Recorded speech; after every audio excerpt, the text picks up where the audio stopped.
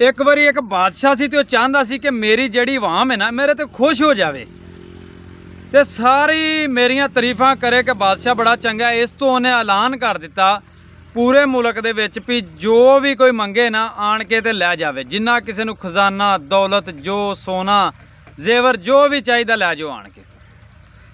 सारे लोग आउंदे रहे, जो मंगते सन बादशाह देंदा रहा, जांदे रहे। एक बारी एक वडेरी औरत आई, बादशाह ने उन्होंने पूछा तेरे घर खाण वाला कौन है? उन्हें आख्या कोई भी नहीं। पूछा तेरा खावंद? उन्हें कहा फौत हो गया, औलाद मेरी है ही कोई नहीं सी। बादशाह आख्या इनू 100 दिनार ते 100 सोने के सिक्के नूं दे दिओ।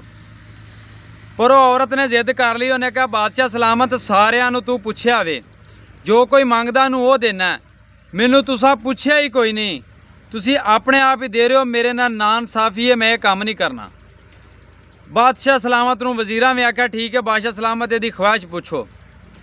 उन्हें ख्वाहिश पूछी। उस औरत ने आख्या मैनू इन्ना सोना दे दो जिहड़ा मेरे घोड़े के उत्ते लद के खच्चर ते मेरे घर तक पहुँच जाए। बादशाह कहा ठीक है दी ख्वाहिश पूरी कर दो। उन्होंने उन्ना सोना दे दिता, वो लैके अपने घर चली गई। जो दिन डुब्बिया तो लागे दे जिहड़े कोई चोर सन महल्ले दे, उन्होंने पता लग गया। वो गए, वडेरी औरत सी, एक ने उहदे पैर फड़े, दूसरे ने उहदा गल नप्पिया ते जिहड़ी औरत सी वो मर गई। वो गल चलदी चलदी बादशाह तक पहुँच गई।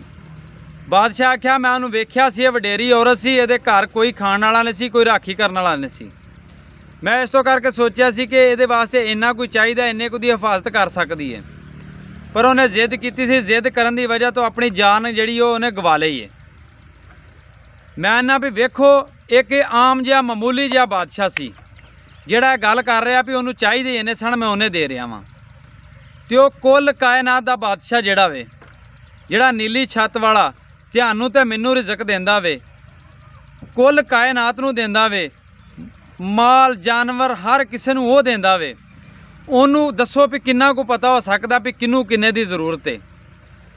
वो गफूर रहीम है, वो बेहतर जानदा वे। कभी भी गिले शिकवे ना करया करो कि फलां नूं बहुता तो मैनू थोड़ा क्यों दिता है। उन्होंने पता वे कि जिन्नी किसी नूं जरूरत है, जिन्ना कोई संभाल सकता उन्ना ही देंदा वे। बाकी हर हाल दे विच उस ज़ात दा शुक्र अदा करया करो। ते बाकी मेरी दुआ है अल्लाह पाक तुहानूं हमेशा खुश रखे, हसदे रहो ते वसदे।